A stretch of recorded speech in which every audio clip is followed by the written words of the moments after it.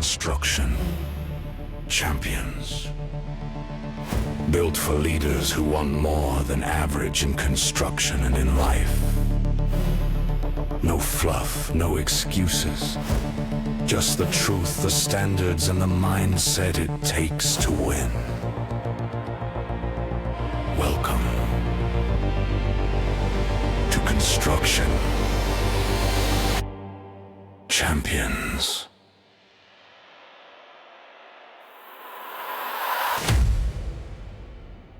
Welcome back, Construction Champions. I'm your host, Ron Nussbaum, and we're here for another amazing episode of Construction Champions, where we dive into the issues that are currently happening in the construction industry with one main vision and reason for all of this, and it's to change the mindset around the construction industry.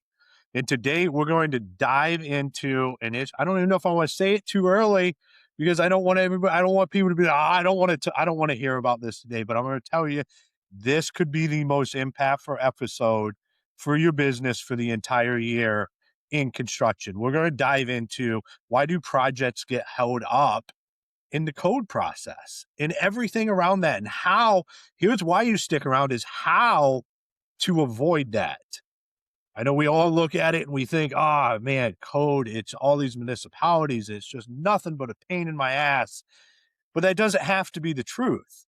Once you figure it out, it's no longer becomes a problem, and it actually becomes a strength of your business.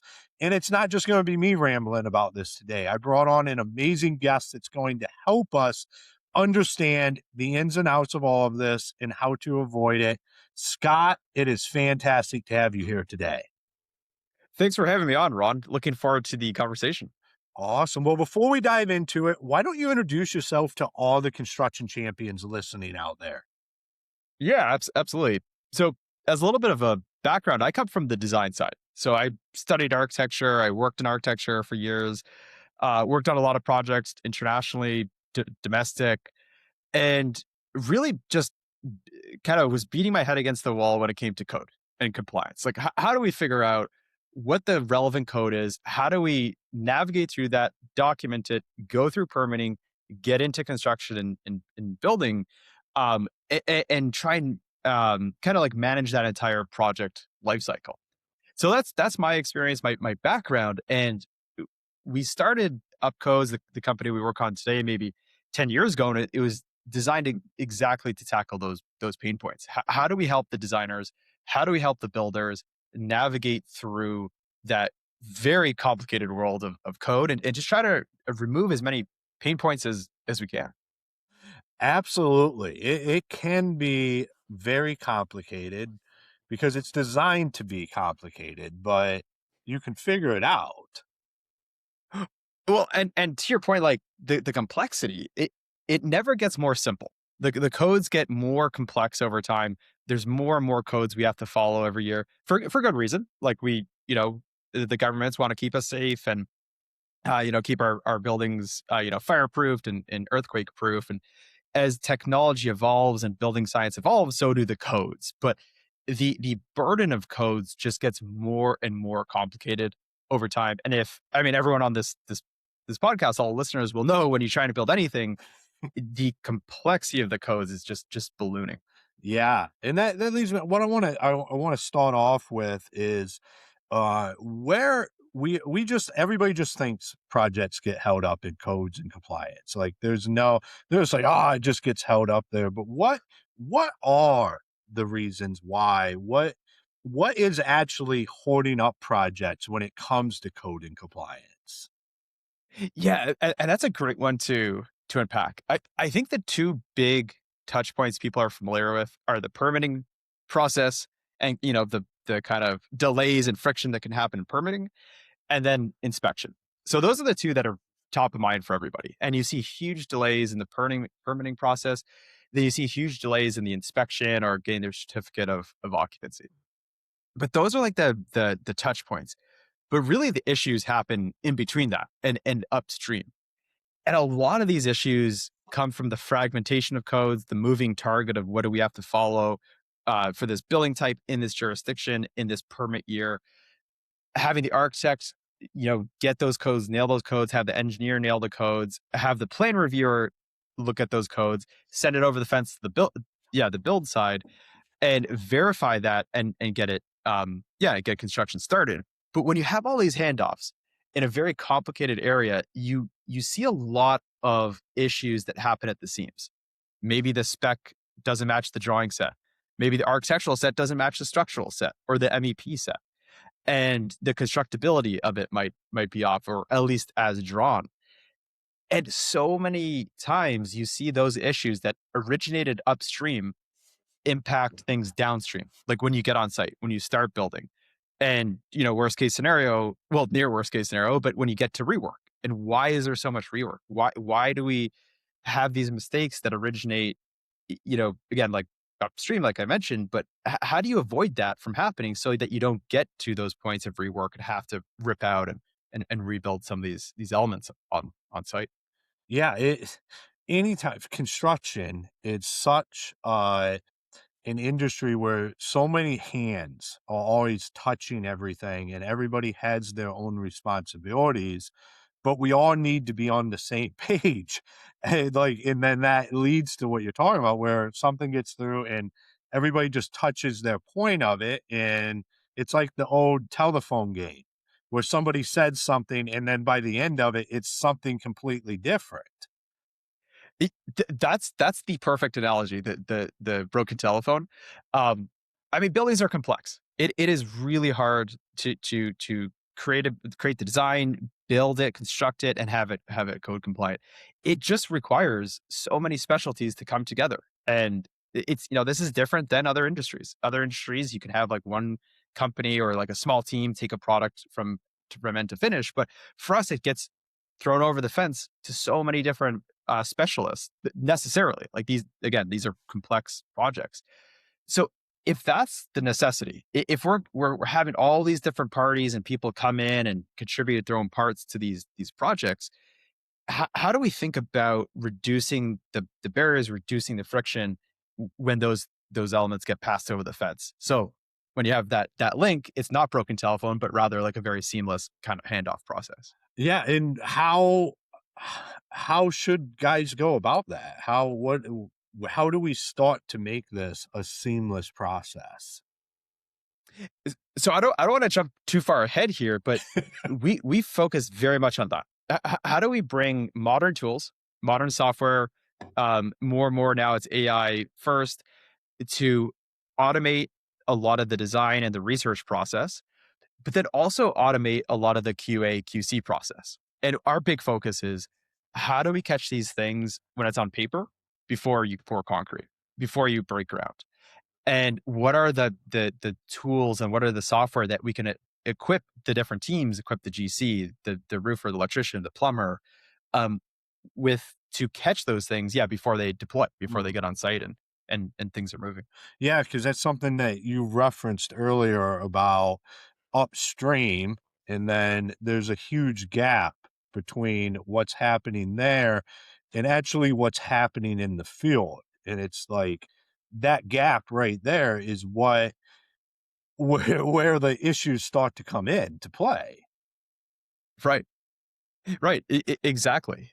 And how many things can we catch beforehand on the plan set?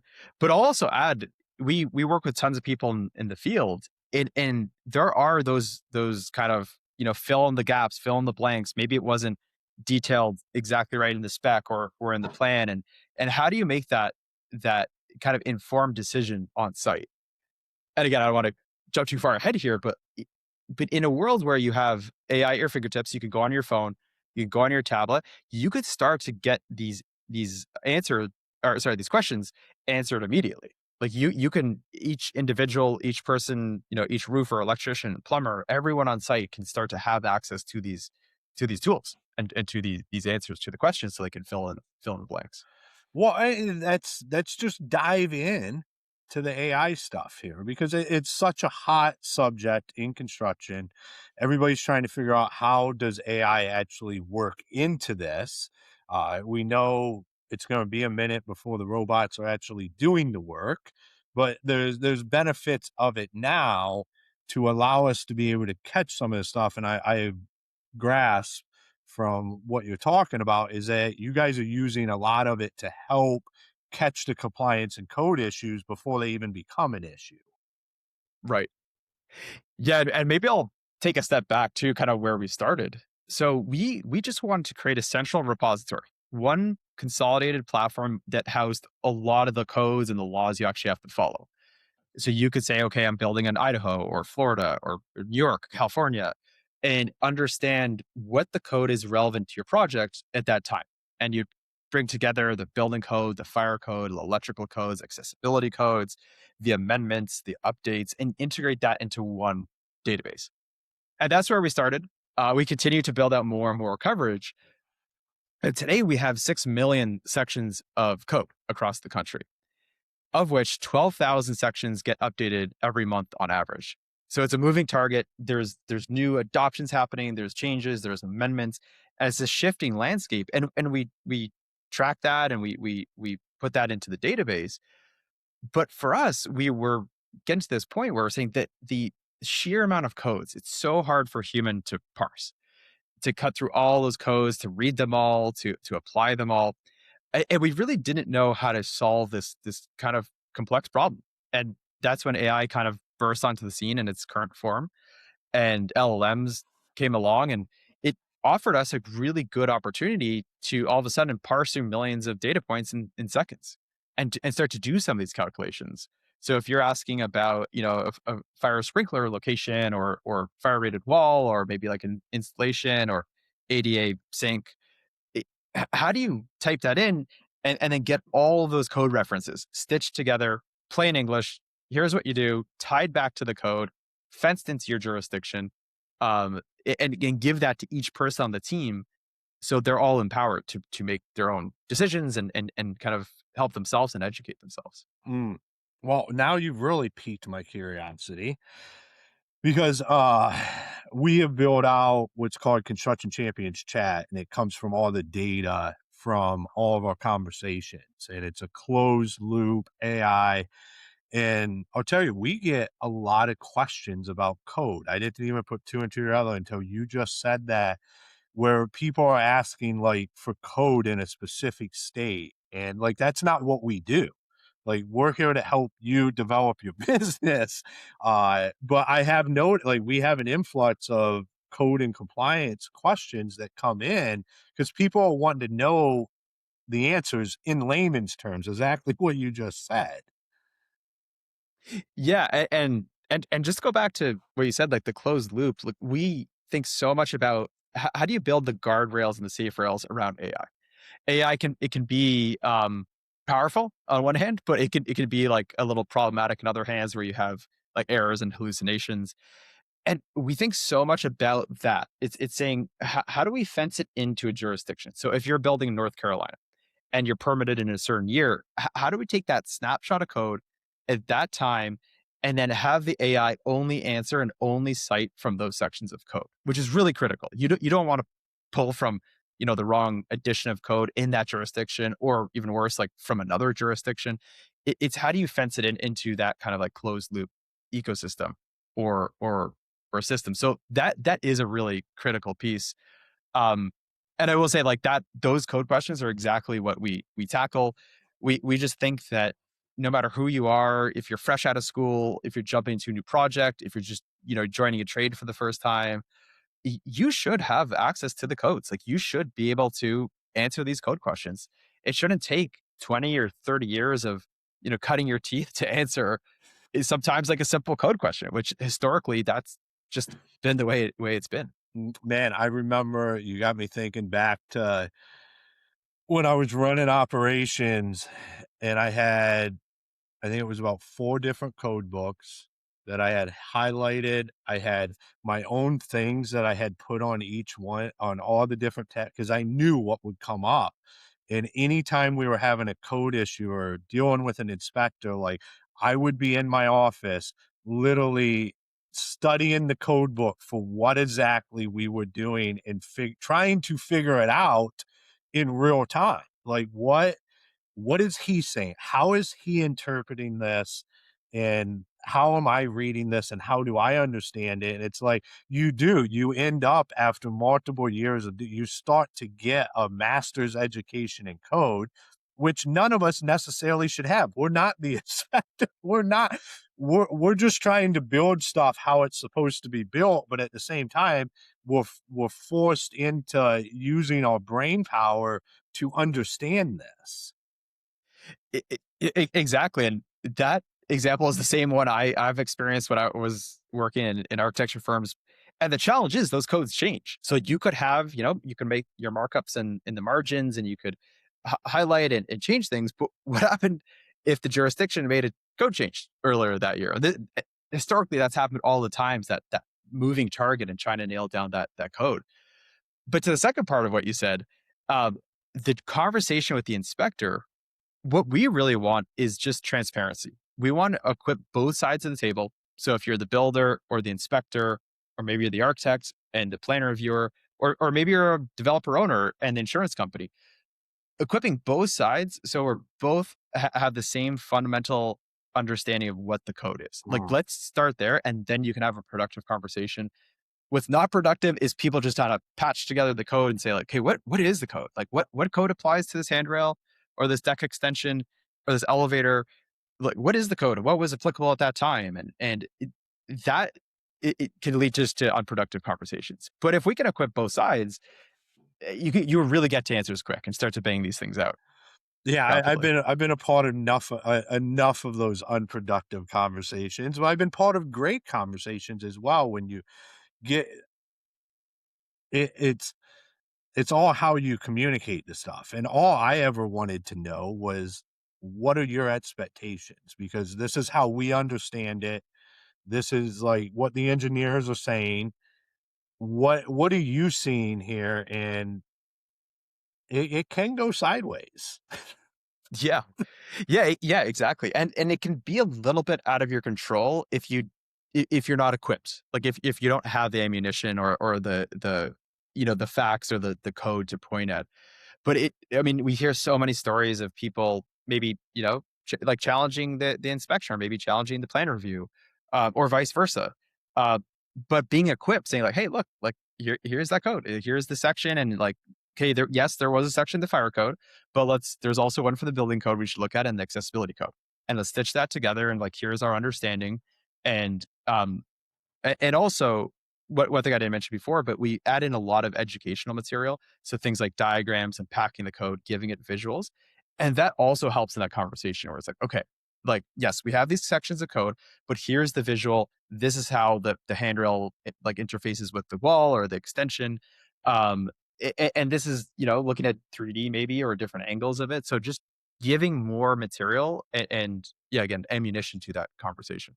Yeah, so it sounds like a lot of, like, how do we actually fix the code and compliance the holdups within your business is getting in a place where you have extreme clarity on exactly what is being said and being able to understand that and then effectively communicate it to all of those around you.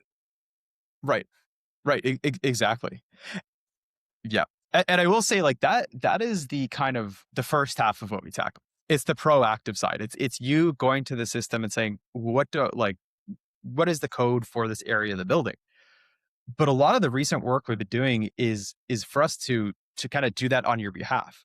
So you would upload the specs or you would upload a plan set and we would start to automatically flag where are the issues before you even knew to ask about it. Like, hey, here are the blind spots. Here like this doesn't meet code or this is missing or like here's an oversight here. And for us and the product to be a lot more proactive, to be that kind of second set of eyes behind your team, to start to flag these things automatically, and ideally just even avoid that conversation with the inspector in the first place. Hopefully you just caught that upstream and it's documented and it's fixed before it even becomes a conversation. Yeah, and I bet, or not, I bet I would happen to know that that process is a lot quicker than having somebody manually review all this stuff and just dig through it because it's and stuff still gets missed. Yeah, and if you just look at the sheer amount of rework in the United States, there's different figures for it. I think some people peg it at like $140 billion per year, which is extremely substantial. Like across all project types, from residential to healthcare to commercial, there's so much rework happening, and that really doesn't need to happen. Like where are these problems originating from? And I think it originates because the plan review and the code review and reviewing the specs, it's really, really hard. There's like literally hundreds of pages, well, depending on your project, but there's hundreds of pages in your spec, and it could be hundreds of pages in the plan set. And then there's millions of sections of code. And how do you connect all the dots between all this information in these documents? And you know, we're just, we're just humans, and we'll catch a lot, but we're not going to catch everything. And that's been the way the industry has been operating for so long. But I really think there's a dramatic shift in technology where it can really be that second set of eyes. It can help you in that process.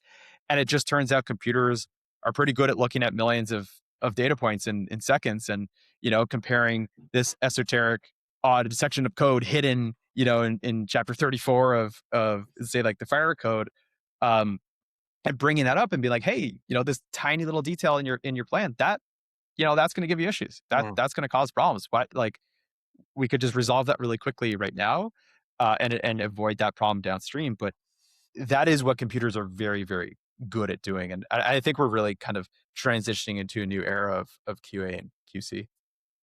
Yeah, that's one of the things I love about computers and software because I'm a data guy. I don't like having the emotions involved in it. It's like, let's take the data and make the right decisions based off of what we're actually seeing, what is being said here. And computers are absolutely amazing at that because it'll just give you the facts of what will work, what won't work, what you can make work. And it just takes out the element of I'm a person, I might miss something and not be able to put it together. Or I had a bad experience doing something one time, even though it was the right way and the most efficient way to do it. But I'm not going to go down that road again because of past experiences. It takes all of that out of it. Yeah. Going back to my background, I studied architecture, so I do come from the design side. When you're in academia, you're designing buildings, and it's really fun, and you're doing like the really creative and fun part, and then you join practice and realize you don't know how to put a building together. You don't know the details, you don't know the code, you don't know how to work to a budget. And I think for a lot of people, it's that part that can be very draining, that can kind of take the passion out of the design of the project, or the construction of the project, is when you get bogged down in paperwork, and bogged down in potential mistakes, and trying to uncover those mistakes.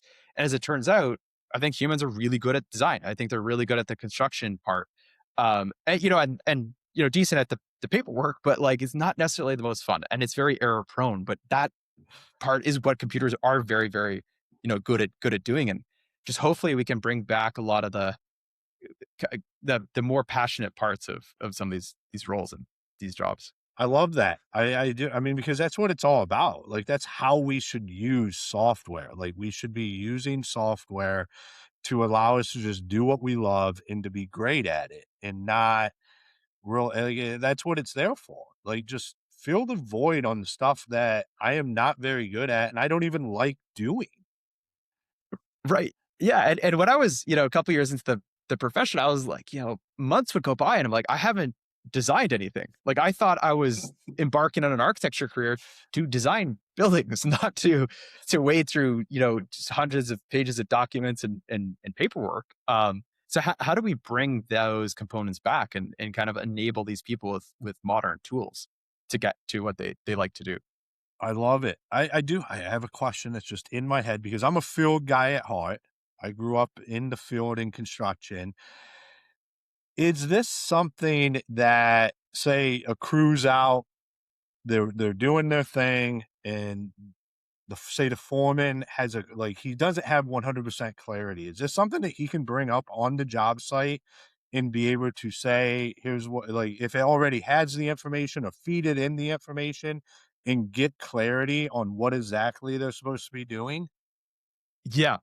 Exactly. Like we've talked a lot about like you could call it like pre-construction or like like how to catch in the office. But if you're on site, yeah, absolutely. So the system, you could even take like a picture of a piece of the building, like upload that into the AI system, and it will start to analyze and pull up relevant codes for it. It could actually start to flag some issues there as well, or just to answer your question, if you just want to ask about, if you're installing something or you need to make an assessment, a code judgment on site, that is a really really strong use case for it. You Hmm. can just pull it up on your phone, it, millions of sections of codes are at your fingertips, and you can understand it in a plain English way. So you can pull it up, and there's also educational content, so they can see like how has this been done before, what's an example, and just kind of interpret the kind of dense legalese of the code. Yeah, which I make the argument for a lot. Rework costs the construction industry billions and billions of dollars. But I think from my time in the space, in the field, running the I believe the biggest cost in the construction industry is idle time, is lost opportunity. When you have a crew sitting still because they're not sure what the next move is. And for me, it's always how do we empower our guys and ladies out there to just be able to keep the project moving forward, where they're not just sitting around. And that right there is, I think, how you eliminate the rework by doing that, but you also start to eliminate hundreds of hours of time that they're just sitting there and they hate it too. Like I've been there where you're sitting for 2 hours not doing anything on a job site and you're like, well, these guys in the office can't get their head out of their butt. Like, and we're just sitting here. Yeah, totally. And if you think about the utilization rate, like you have these crews on site, and um, i- and if there's a delay, and especially if something's unforeseen, like you didn't anticipate a piece of like you got to rip something out, or you ordered the wrong thing, you're way down the delivery of the new material. When you get those unforeseen obstacles, let's say, like it does delay the crews, but and just to be candid, which drives me nuts is like that's an avoidable mistake. Like if you just knew that beforehand, if the system could catch that and told you, hey, that this is going to become a mistake. If caught, this will become a mistake. That is going to cause a project delay. That is going to leave your crew sitting on site waiting, for the I don't know, for the material to come through or the inspector to come through or get sign off. And you're absolutely right. Like that idle time, and there's so many little pockets of that happening all over the site, all through the project schedule. And when you add that all up, it's I think that's truly where the margins on a profit, or sorry, the margins on a project start to bleed out. Like Mhm. I don't know, you could build some buffer, some amount of of kind of like contingency on your margin. But like if you can get those down, that's just speaking to your margins on each of these projects. Yeah, and it's what causes projects to bleed and run over and deadlines to be missed. And it's just like you said, like if we just fix it to where that doesn't happen, it doesn't ever be, it doesn't become an issue. And it's really a silent killer of profit in the construction industry. It's kind of one of the elephants in the room that's like, we know it's happening, but how are we going to address this? Right. And yeah, to your point, like the silent killer. And I think so, unfortunately, so few people are very conscious of that, or very like aware of like where the margins are bleeding out. I think some are good with utilization rate and understanding where they're used. But I think the answer to that is probably tackling it from a lot of different areas.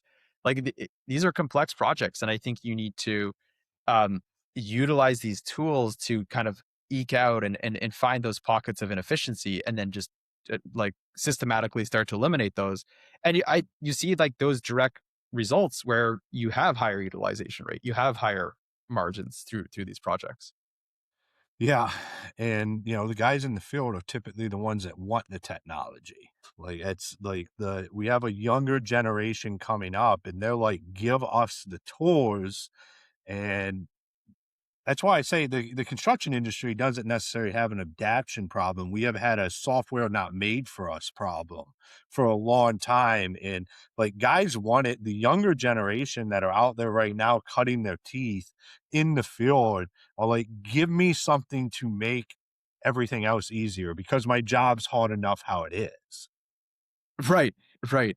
And I think I don't want to bore the audience with the kind of like the more like product and sales and marketing motion of this, but it it really is like that bottoms up organic adoption, and I think that's so critical. It's just making a tool, getting it out there. Ideally, there's like a robust like free or version they can get on and just get value and answer a lot of these questions, and there could be like more advanced functionality they can bring on over time.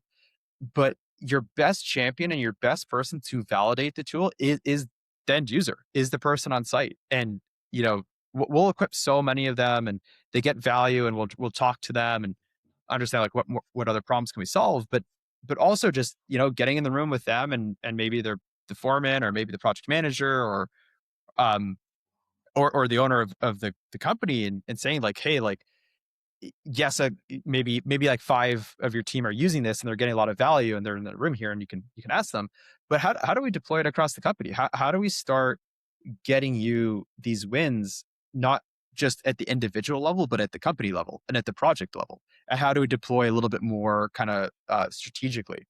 But to your point, I think the individuals are the champions. That's the where the rubber hits the road. You got to do right by them, and you have to make sure you're saving them time, making it easy to use, making adoption easy, avoiding like needing for training to get in there and use like the tool and getting value from it right away. Well, it's like you said, it's like you take that, and I think where we have to take the blinders off and say, like, if we have guys in the field utilizing something, well, there's a problem somewhere that's driving them to use that. And like you said, it's can we move this upstream so then that problem doesn't exist at that point in time? And like that's how owners and operators in construction should be looking at it when they're seeing a tool being used. Is like, all right, so they're using this because they're facing this problem here. Can we move this somewhere else to relieve that friction for them? It's think out of the box with this. Don't just think like this is Tommy the foreman. That's his solution for how he wants to handle it because that's how he does things. But Tommy has a problem. We should be like, how do we solve this problem for Tommy? Right. And maybe Tommy was the proactive one who recognized he had a problem and went and got a tool to fix it. But likely if Tommy's got the problem, probably like the rest of the team's got it, but maybe they're not as proactive as Tommy to go get a solution and fix that. And I think you're right. It's like the canary in a coal mine, or that it's like a band-aid or a symptom of a larger cause. Like something's not working. Like they don't have the right tool. And there's some underlying problem. And in this example, like Tommy may have fixed that, but again, like every other project probably has the same problem, and you're probably bleeding margin in those other projects too. But it's almost like these like like your team is doing research for you, and if they can surface that and then they can champion it, be like, hey, like historically my crew, like they really struggle with code, and to use the example on this episode, they really struggle with code.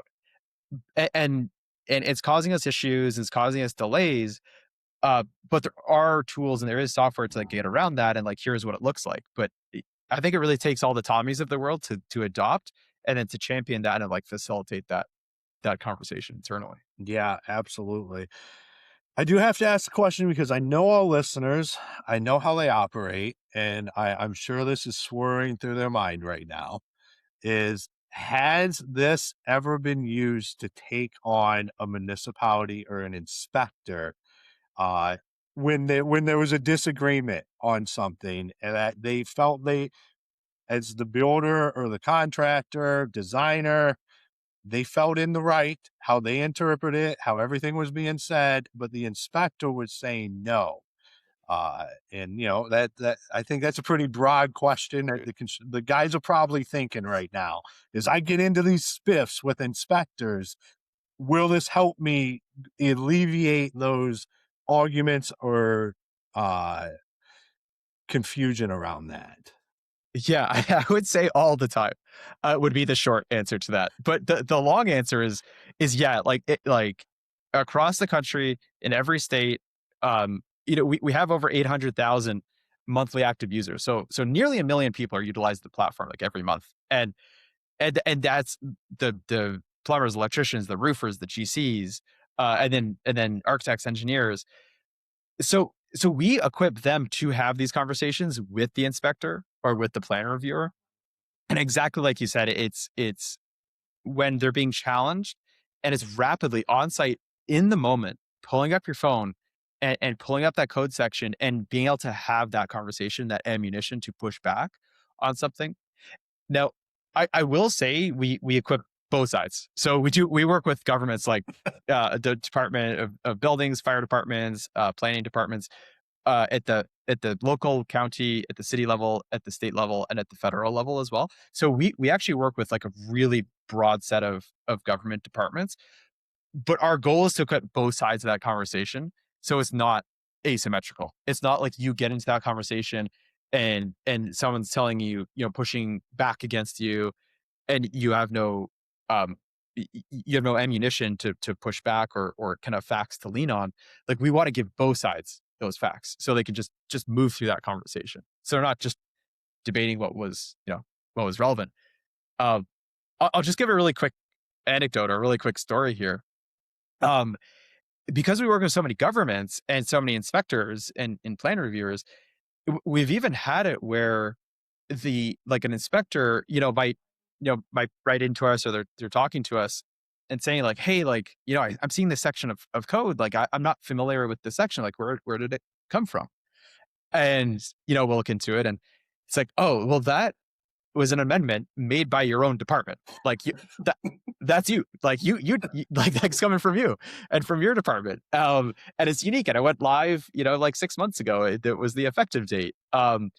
And it's just a good reminder that like we're all kind of working towards the same thing, but the foundation is just so hard. Like the ground under your feet is moving, and it's hard to like for everyone to be on the same page. So like at times I think it might seem like the inspector is your adversary or your opponent on the other side, but like candidly they're trying to kind of figure it out too, and it's pretty hard for them, and we're just trying to give both people the tools to do that.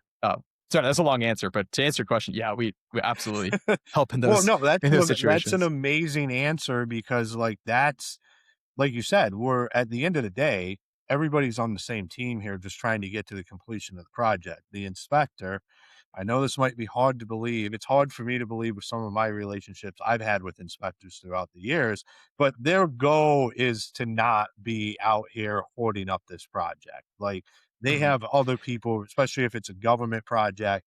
But the problem is like you said, is we have two different data sets that are being read. No one has a clear understanding. So if you level the playing field and everybody's looking at the same stuff, getting the same information, the same education around it, that conversation becomes now and void because everybody has clarity around it. Right, exactly, and then it's just so productive, and you can just make a rapid decision. Like, was this compliant? Was it not compliant? And we know exactly why, and we have it documented why. Um, and then also, yeah, just not to get on too much of a tangent, but it can help to bring historical conversations to that conversation. So in the past, if you have a different plan in that same jurisdiction in a similar situation, this can be pretty good at pulling that up too. And it's saying, okay, we had that discussion. We maybe a different inspector, maybe the same inspector like last year or 2 years ago, a similar situation, and we netted out in a different area. So it's just like bringing more e- equipping that individual having the conversation with all these resources and these facts and data. Hmm. I love it, man. What would you say should construction businesses out there be paying attention to right now? Here in 2026, with code, compliance, everything that's happening, like you said, stuff changes all the time. What should they be focusing on to make it where the code and compliance is no longer a huge uphill climb for them and their businesses?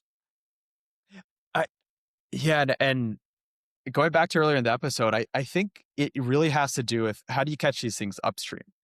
And someone has a great, I forget who it is, but they had a great concept of it's like the 110-100 rule. But basically, it's 10 times as hard to catch something downstream. So if you cause an issue in design, it can cost $1 to fix that. But if it gets into construction, it's $10 to fix that because that's rework. And then 10 times worse now if it's occupation and like people are in the building. Um, so if you think about that framework of 110-100 and the problem originating at the start and then just ballooning in kind of liability and project delays and friction, how do you catch that up front? So if that's the goal, what should people do in 2026? I Not to beat a dead horse, but I think we're crossing this threshold with AI and technology where we could start to do automatic QA/QC and have that extra layer where you can catch as many of these things as possible. So you avoid that confrontation with the inspector completely. Like you don't even have to have that conversation because that was caught in pre-construction or before you even deployed your team to the site. So you're avoiding either that conversation with the inspector or you're avoiding idle time, people sitting on site. So it's basically how do you implement the process when you're bidding and you're taking on projects, you're figuring out the project timeline to do these QA/QC passes automatically and resolve that rapidly. Mm. Whether it's like RFIs or change orders or like or maybe even avoiding that too. But like how do you catch that right away and how do you build these kind of AI systems that scale and deploy them where they can flag this and do this work automatically? Awesome, man. I love it. I love everything you're doing. I think this is something that needs to be talked about a lot more because the only way we solve these problems in the industry is to have the conversations around it. So, for all of our listeners listening out here, if they wanted to connect with you, learn more about everything you're doing, where's the best place for them to do that? The best place is probably our website, up.codes, or you can search UpCodes in Google, or more personally on LinkedIn. I'm, on LinkedIn, and we just love connecting with the community, connecting with individuals. It is a diverse landscape of challenges and pain points out there in the industry, and the only way we can solve them is if we get to the same conversation and people feeling it. If they let us know what it is, then we can, on the technology side, we can think about building those solutions. But the only way we build the solutions is if we hear the problem and we're aware of the problem and we connect with the community and we care deeply about that. So we just love connecting with people and chatting and just hearing, how it's going for different folks. Awesome, man. Well, Scott, thank you for taking the time today and being on the show. Likewise. Thanks, Rod. Really, really enjoyed the conversation. Awesome. All right, Construction Champions, another episode in the bay where Scott brought up an amazing point about catching stuff at the very beginning. We've talked about it on here many, many times. It's the sooner you can solve a problem, the less money it will cost you on the back end. The 110-100 rule is, all of our long-term listeners know all about that. They've heard it on here multiple times. The last thing you want to be doing is fixing something after it has been done, or even during the actual build process. If you can catch the issues before it becomes an issue, it costs you nothing. So, Construction Champions, make sure you go out and check out all the great things Scott is doing. His links will be in the show notes. And until next time, be the champion you were meant to be.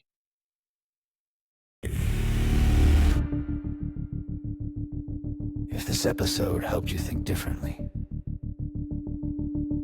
share it with someone on your team. And make sure you're following the show. Every conversation like this helps raise the standard for our industry. Until next time, go be the construction champion. You're meant to be.